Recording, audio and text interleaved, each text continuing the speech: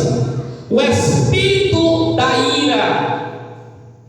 Este é o espírito que opera no mundo, o espírito de Satanás, o espírito do diabo, o espírito do inferno, aquilo que é antagônico à salvação, aquilo que é contrário à salvação, aquilo que se opõe à salvação. Por isso que a palavra de Deus disse aqui, antes, quando nós estávamos dessa forma, mas quando, a palavra de Deus se manifestou a nós, quando a palavra de Deus bateu em nossos corações, e assim temos ouvido, então o Senhor, nos vivificou, porque naquela época, naquele tempo, estávamos mortos também, iguais a muitos que vivem no curso deste mundo, estávamos mortos. Mas quando veio a mão de Deus através de Jesus Cristo, encontramos logo o perdão para nossos pecados e a salvação pessoal de nossa alma através de Jesus Cristo. Antes, olha aqui, entre os quais todos nós também antes andávamos nos desejos da nossa carne, fazendo a vontade da carne e dos pensamentos. Uma pessoa comum que ainda não é crente, uma pessoa comum que não segue, o que a Bíblia diz, mas ela tem conhecimento porque já ouviu, ela anda segundo os desejos da carne. Olha só o que é que a palavra de Deus nos diz aqui. Os filhos da desobediência, revela uma razão porque o cristão deve ter grande compaixão e misericórdia dos que ainda vivem em ofensas e pecados. Essa palavra refere-se para quem é cristão convertido, para quem é cristão arrependido e que anda nos preceitos do Evangelho, na obediência.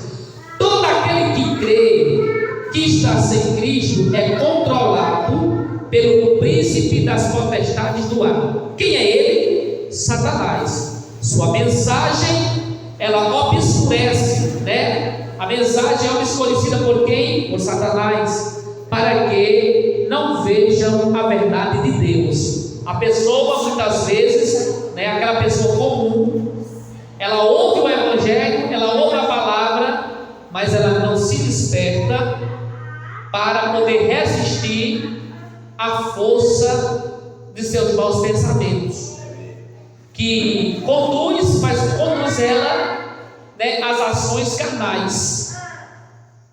Quem é que impulsiona ela? É o espírito da mentira, é o espírito do diabo que faz isso, e a pessoa é controlada por ela. Tais pessoas estão escravizadas pelo pecado e concupiscências da carne, Estão aonde? Estão presas pelo pecado, estão presas pelos desejos de suas ações, sejam elas, as mais diversas que possam existir. O que são ações da carne? Ora, as ações da carne são todas elas: a prostituição, a imoralidade, a bebedeira, a cachaça, a cerveja, o uso de entorpecentes, e entre outras coisas que o ser humano pode fazer se não tiver em Cristo, se não tiver Jesus. E tudo isso a pessoa pode estar preso, ou mesmo pecados, A pessoa comete pecado e fica preso a ele, porque o inimigo, o diabo, o prende, o prendeu. Vejamos capítulo 4 do livro de Lucas e o verso 18, algo a respeito disso que diz: o Espírito do Senhor é sobre mim, porque me ungiu para evangelizar os pobres, enviou-me a curar os quebrantados do coração, e a pregoar a liberdade aos cativos, dar vista aos cegos, e pôr em liberdade os oprimidos, anunciar o ano aceitável do Senhor. Este é o poder de Deus. Jesus, ele veio justamente para isso.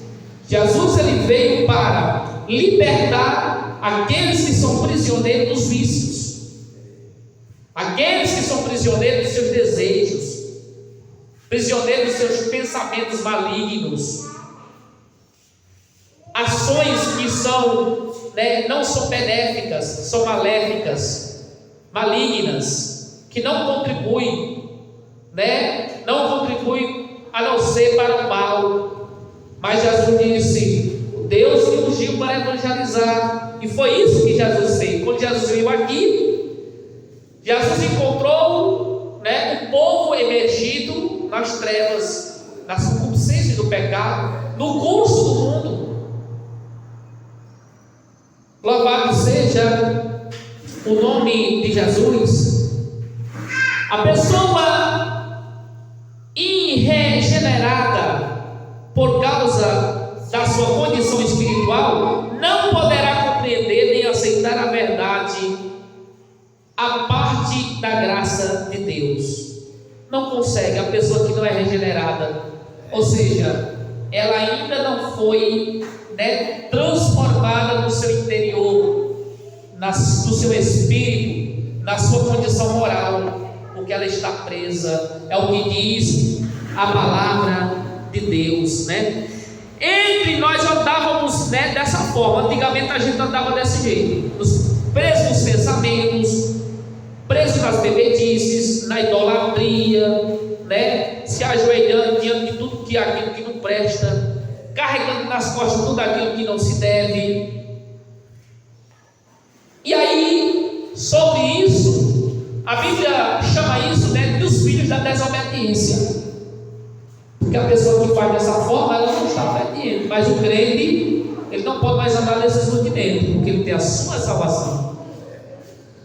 Mas Deus, que é riquíssimo em sua misericórdia, pelo seu grande amor com quem nos amou, estando nós mortos em nossas ofensas, Ele nos vivificou.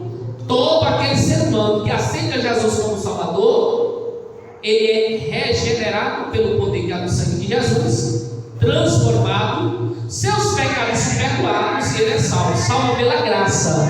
A Bíblia diz: pela graça sois salvos. Pela graça, pelo amor de Deus, pela sua misericórdia, pela sua bondade, pelo seu querer. A Bíblia diz que o homem não pode ser salvo pelas obras, como muitas pessoas esperam, apontam. Mesmo que em Tiago a palavra diz que a fé sem as obras sem a fé morre e vice-versa, realmente. Mas aqui a Bíblia se refere à condição da salvação genuína e espiritual da alma, que é outra condição. Aquilo que está no livro de Tiago fala-se da fé com as obras, que devem acompanhar a vida de qualquer ser humano, principalmente dos cristãos. Ali já é uma outra condição. É que um crente, quando se converte ao Senhor, ele deve continuar fazendo coisas boas, ajudando ao próximo, estendendo a mão, fazendo bem. Mas aqui o ser humano não pode esperar ser salvo apenas por conta de um favor que ele faz para alguém, por conta de uma ajuda que ele deu a alguém. Não, eu fiz obras boas, eu fiz caridade. Não, caridade é o dever de todos nós. A Bíblia diz que nós devemos amar a todos e devemos ajudar uns aos outros. Isso é um dever, condição que Deus dá para todos fazerem. Não é condição de salvação. Aqui é um ensinamento, é um mandamento de Deus. É um mandamento que a gente deve amar a todos, amar a Deus sobre todas as coisas. Então, quando eu amo a Deus sobre todas as coisas, que eu ajudo alguém, estou cumprindo o primeiro mandamento. Mas nesta condição que está em Efésios, quando diz que pela graça sois salvos e não vem das obras, para que ninguém se glorie. Ninguém, pode chegar no céu ou pode bater no peito e dizer: não, eu fiz caridade, não, eu ajudei, não, eu fiz isso, eu fiz aquilo. Não é uma condição de salvação. Não é uma condição de salvação. São exatamente 20 horas e 30 minutos agora. Não é uma condição de salvação. Pela graça sois salvos, não vem das obras. Ninguém poderá ser salvo pelas obras das suas ações ou de boas ações, ou por tentar guardar os mandamentos de Deus. Segue-se as razões. Primeiro, todos os não salvos estão espiritualmente mortos, sob o domínio de Satanás. 2, escravizados pelo pecado. 3, sujeitos à condenação divina.